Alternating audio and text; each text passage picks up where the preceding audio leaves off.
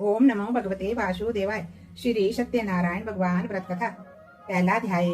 एक समय नैमिसारण तीर्थ में सोनक आदि 88,000 ऋषियों ने श्री सूत जी से पूछा, हे प्रभु, इस कलयुग में वेद विद्या रहित मनुष्यों को प्रभु भक्ति किस प्रकार मिलेगी तथा उनका उद्धार कैसे होगा। इसलिए हे मुनिश्रेष्ठ, कोई ऐसा तप कहिए जिससे थोड़े समय में पुण्य प्राप्त होवे तथा मनवांछित फल मिले। वह कथा सुनने की हमारी इच्छा है। सर्व शास्त्र ज्ञाता श्री सूत जी बोले, हे वैष्णव्यों में पूज्य, आप सब ने प्राणियों के हित की बात पूछी है। अब मैं उस श्रेष्ठ व्रत को आप लोगों से कहूंगा जिस व्रत को नारद जी ने लक्ष्मी नारायण जी से पूछा था और श्री लक्ष्मीपति ने मुनि श्रेष्ठ नारद से कहा था। सो ध्यान से सुनो।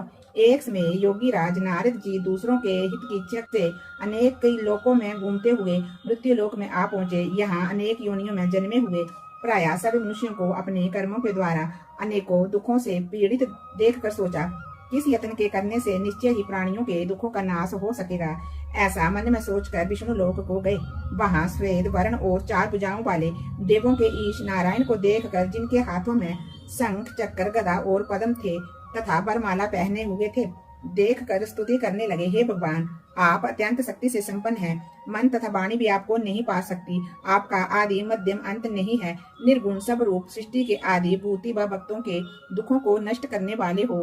आपको मेरा नमस्कार है। नारद जी से इस प्रकार की स्तुति सुनकर के विष्णु भगवान बोले, हे मुनिश्रेष्ठ, आपके मन में क्या है? आपका किस काम के लिए आगमन हुआ है? निष्कोच कहो। तब नारद मुनि बोले, मृत्यु लोक में सब मनुष्य जो अनेक योनियों में पैदा हुए हैं, अपने अपने कर्मों के द्वारा अनेक प्रकार के दुखों से दुखी हो रहे हैं।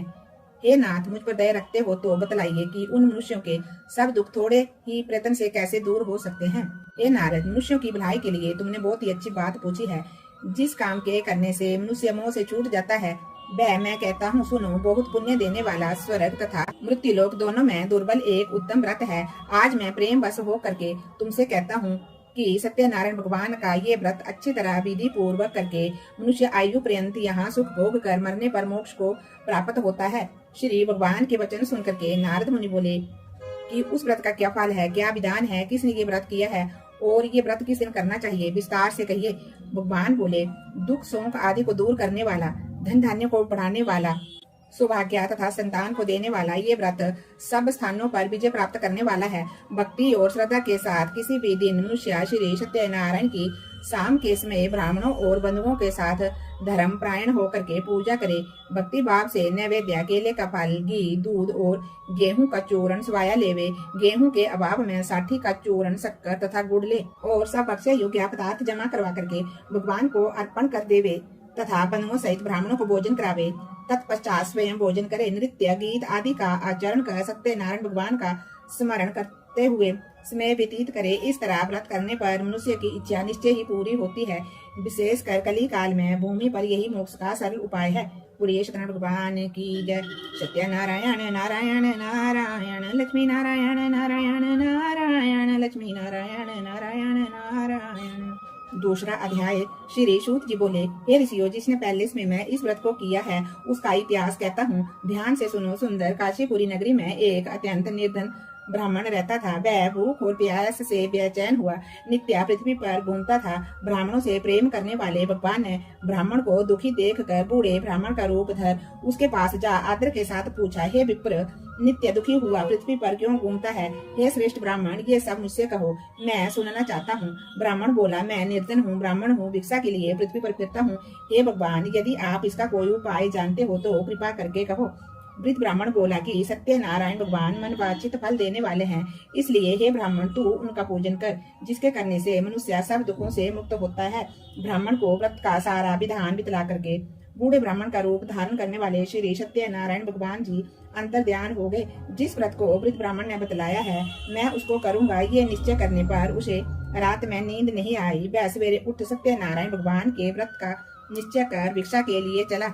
उस दिन उसको भिक्षा में बहुत सा धन मिला, जिससे उसने बंधु बांधवों के साथ सत्यनारायण भगवान का व्रत किया। इसके करने से वह ब्राह्मण सब दुखों से छूटकर अनेक प्रकार की संपत्तियों से युक्त हुआ। उस समय से वह ब्राह्मण हर मास व्रत करने लगा। इस तरह सत्यनारायण भगवान के व्रत को जो करेगा वह सब पापों से छूटकर मोक्ष को प्राप्त होगा। आगे जो पृथ्वी पर सत्यनारायण भगवान का व्रत करेगा वह मनुष्य सब दुखों से छूट जाएगा। इस तरह नारद जी ने नारायण का कहा हुआ ये व्रत मैंने तुमसे कहा। हे विप्रो, अब मैं और क्या कहूँ। ऋषि बोले, हे मुनीश्वर, संसार में इस ब्राह्मण से सुन करके किस किस ने इस व्रत को किया, हम सब वह सुनना चाहते हैं। इसके लिए हमारे मन में श्रद्धा का भाव है। श्री सूत जी बोले, हे मुनियों, जिस जिसने इस व्रत को किया वह सब सुनो। एक समय ब्राह्मण धन और ऐश्वर्य के अनुसार बंधु बांधुओं के साथ व्रत करने को तैयार हुआ। उसी समय एक लकड़ी बेचने वाला बूढ़ा आदमी आया और बाहर लकड़ियों को रखकर ब्राह्मण के मकान में गया। प्यास से दुखी लकड़ैरा उनको वो व्रत करते हुए देख कर विनय के साथ पूछने लगा कि ये आप क्या कर रहे हैं और इसके करने से क्या फल मिलता है, कृपा करके मुझसे कहो। ब्राह्मण ने कहा, सब मनोकामनाओं को पूर्ण करने वाला ये श्री सत्यनारायण भगवान का व्रत है। इन्हीं की कृपा से मेरे घर में धन धान्य आदि की वृद्धि हुई है। ब्राह्मण से इस व्रत के बारे में जानकर लकड़ैरा बहुत प्रसन्न हुआ। चरनामत और प्रसाद खाने के बाद वह अपने घर को गया। लकड़ारे ने अपने मन में इस प्रकार का संकल्प किया कि आज ग्राम में लकड़ी बेचने से मुझे जो धन मिलेगा, मैं उसी से श्री सत्यनारायण भगवान का उत्तम व्रत करूंगा। ये मन में विचार कर वह बूढ़ा आदमी लकड़ियां अपने सिर पर रखकर जिस नगर में धनवान लोग रहते थे, वह ऐसे सुंदर नगर में गया। उस रोज वहां पर उसे उन लकड़ियों का दाम पहले से चौगुना मिला। तब वह बूढ़ा लकड़ैरा दाम ले व्रती प्रसन्न होकर के पके केले की फली, शक्कर, घी, दुग्ध, दही और गेहूं का चूर्ण इत्यादि सत्यनारायण भगवान के व्रत की कुल सामग्रियों को लेकर करके अपने घर को गया। फिर उसने अपने भाइयों को बुलाकर विधि के साथ भगवान जी का पूजन और व्रत किया।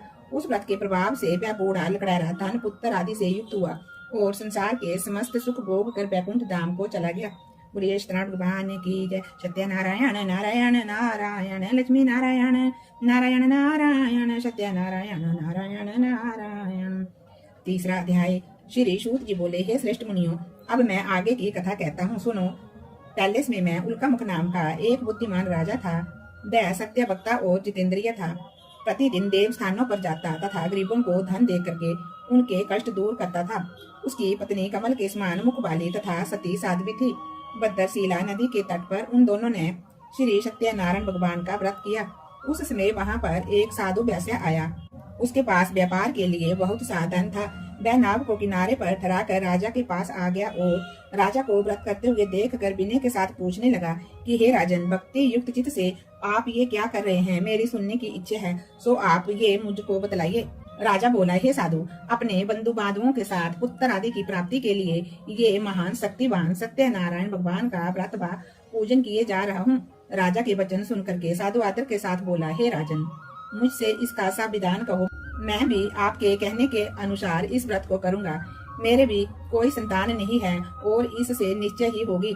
राजा से सब विधान सुन व्यापार से निवृत्त हो वह आनंद के साथ अपने घर को गया। साधु ने अपनी स्त्री से संतान देने वाले उस व्रत का समाचार सुनाया और कहा कि जब मेरे घर में संतान होगी तब मैं इस व्रत को करूंगा। ऐसे वचन उसने अपनी स्त्री लीलावती से कहे। एक दिन उसकी स्त्री लीलावती अपने पति के साथ आनंदित हो संसारिक धर्म में प्रवृत्त होकर के सत्यनारायण भगवान की कृपा से गर्भवती हो गई तथा 10वें महीने में उसके घर में एक सुंदर कन्या का जन्म हुआ।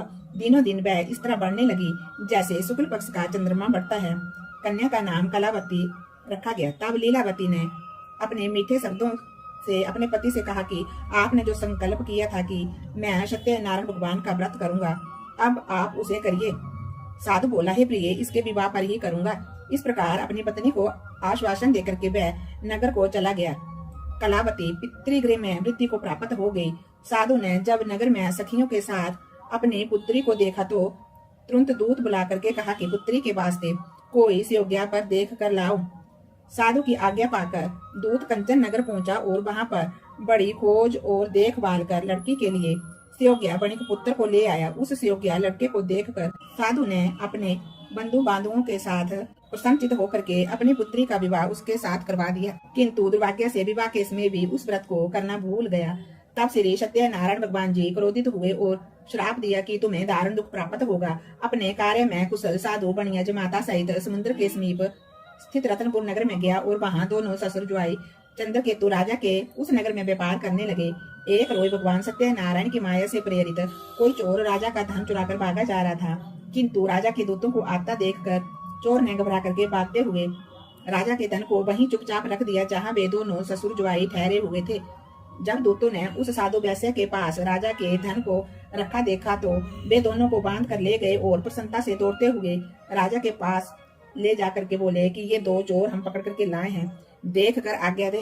तब राजा की आज्ञा से उनको कठोर कारावास में डाल दिया और उनका सब धन छीन लिया। सत्यनारायण भगवान के श्राप द्वारा उनकी पत्नी भी घर पर बहुत दुखी हुई। घर पर जो भी धन रखा था उसे चोर चुरा करके ले गए। शारीरिक व मानसिक पीड़ा तथा भूख प्यास से अति दुखित हो अन्न की चिंता में कलावती एक ब्राह्मण के घर गई। वहां पर उसने सत्यनारायण भगवान का व्रत करते देखा। फिर वहां पर कथा सुनी। प्रसाद ग्रहण कर रात को जब वे घर आई तो माता ने कलावती से पूछा, हे पुत्री, अब तक तू कहाँ थी, तेरे मन में क्या है? कलावती बोली, हे माता, मैंने एक ब्राह्मण के घर में श्री सत्यनारायण भगवान का व्रत देखा है। कन्या के वचन सुनकर के लीलावती ने भगवान के पूजन की तैयारी करने लगी। लीलावती ने परिवार और बंधुओं सहित श्री सत्यनारायण भगवान का पूजन किया और वर मांगा कि मेरे पति और दामाद शीघ्र ही आ जावे।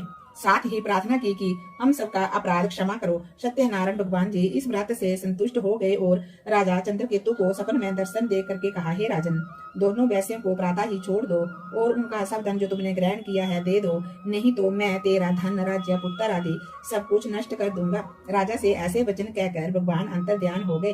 प्रातः काल राजा चंद्रकेतु ने सभा में अपना सपना सुनाया। फिर दोनों बणिक पुत्रों को कैद से मुक्त कर सभा में बुलाया।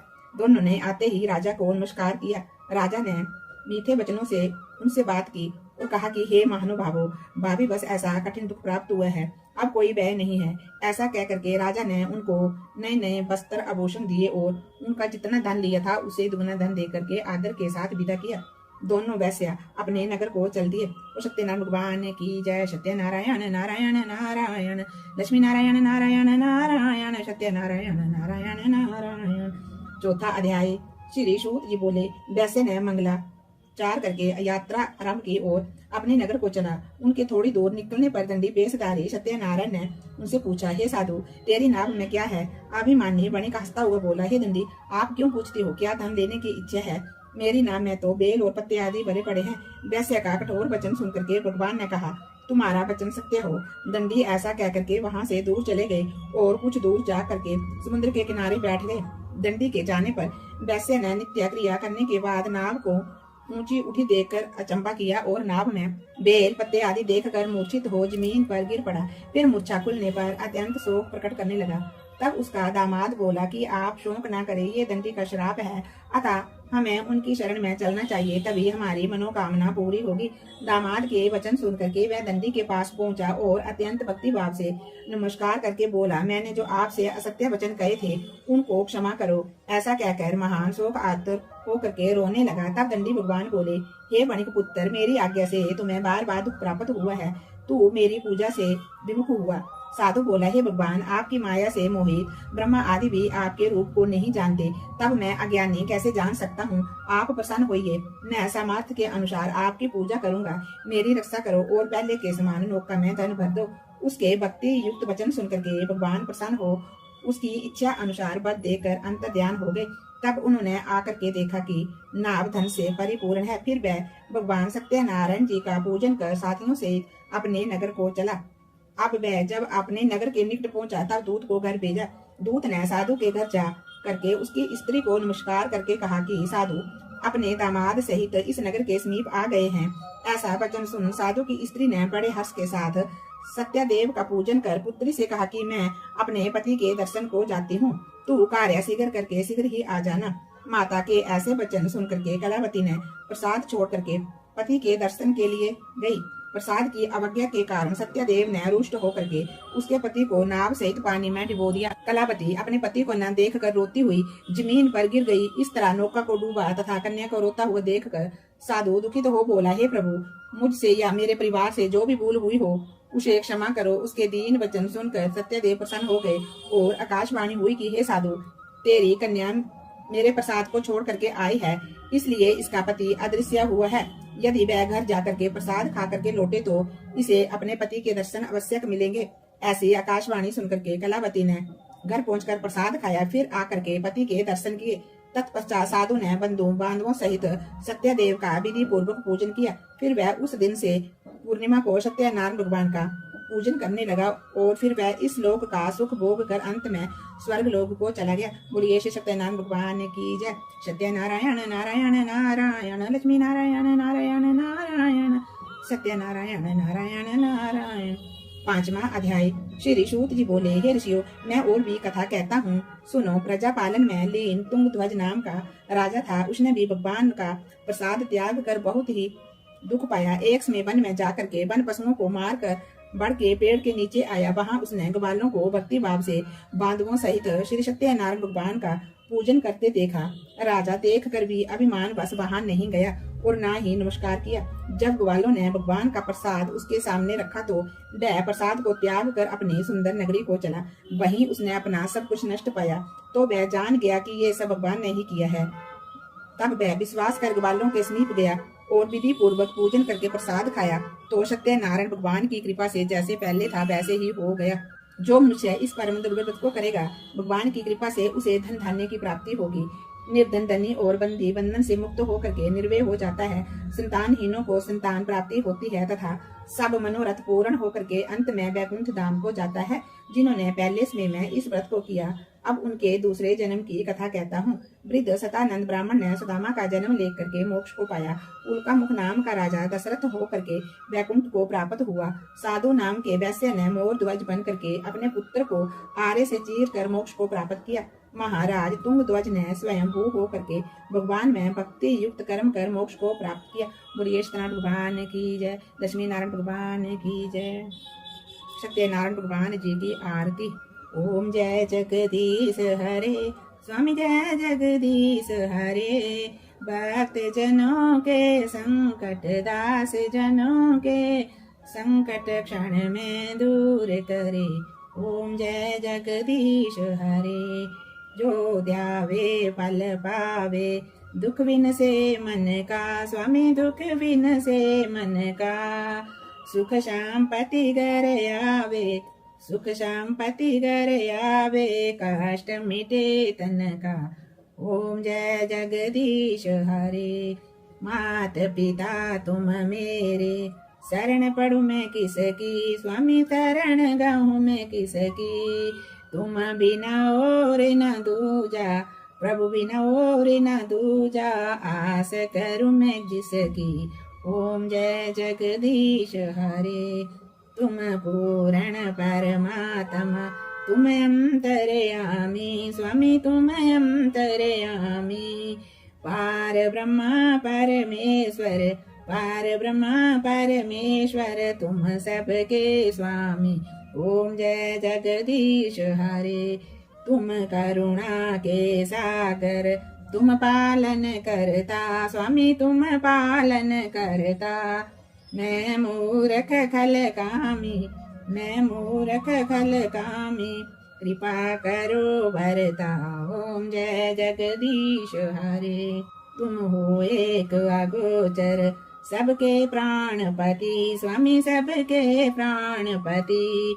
किस विधि मिलूं दयामय किस विधि मिलूं दयामय तुमको मैं कुमति। ओम जय जगदीश हरे। दीन बंधु दुख हरता ठाकुर तुम मेरे। स्वामी ठाकुर तुम मेरे। अपने हाथ उठाओ अपनी शरण लगाओ द्वार खड़ा मैं तेरे। ओम जय जगदीश हरे। विषय विकार मिटाओ पाप हरो देवा। स्वामी कष्ट हरो देवा। श्रद्धा भक्ति बढ़ाओ श्रद्धा प्रेम बढ़ाओ संतन की सेवा। ओम जय जगदीश हरे। तन मन धन सब कुछ है तेरा। स्वामी सब कुछ है तेरा। तेरा तुझको अर्पण तेरा तुझको अर्पण क्या लागे मेरा। ओम जय जगदीश हरे। श्री सत्यनारायण भगवान जी की आरती। जो कोई नित गावे स्वामी प्रेम सहित गावे। कहत शिवानंद स्वामी कहत हरिहर स्वामी मन वांछित फल पावे। ओम जय जगदीश हरे। ओम जय जगदीश हरे स्वामी जय जगदीश हरे। भक्तजनों के संकट क्षण में दूर करे। ओम जय जगदीश हरे। ओम नमो भगवते वासुदेवाय। जय जय श्री राम, जय जय श्री राम।